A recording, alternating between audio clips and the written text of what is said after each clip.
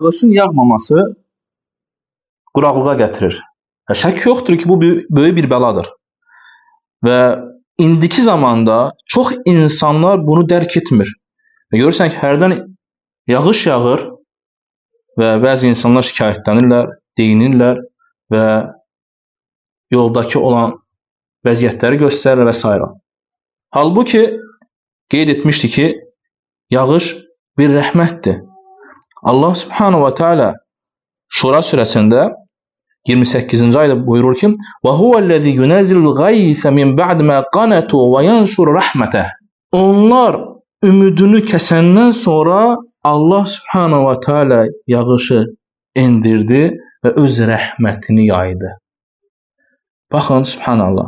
Allah subhanahu wa ta'ala açıq aydın qeyd edir ki, yəni ümidini kəsmişlər, yəni məyuslanmışlar.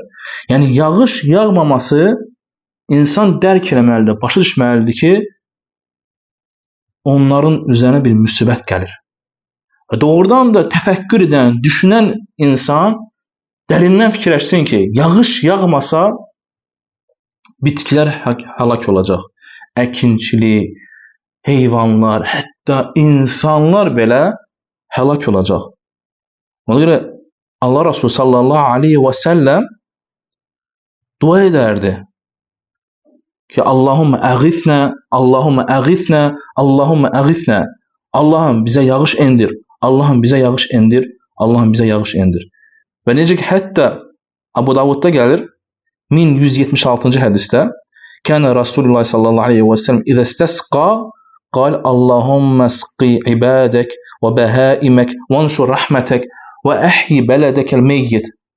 Baxın, subhanallah. Allah Resulü sallallahu aleyhi və səlləm yağış istəyəndə Allah subhanahu ta'ala, yəni yağışın enməsini istədikdə dua edərdi ki, Allahım qullarına və heyvanlara nədir? Su endir, yəni su ver və mərhəmətini, rəhmətini yay və ölü olan torpaqları, yerləri dirilt. Bu göstərir ki, biz Allah subhanahu wa ta'ala rəhmətinə ehtiyacımız var.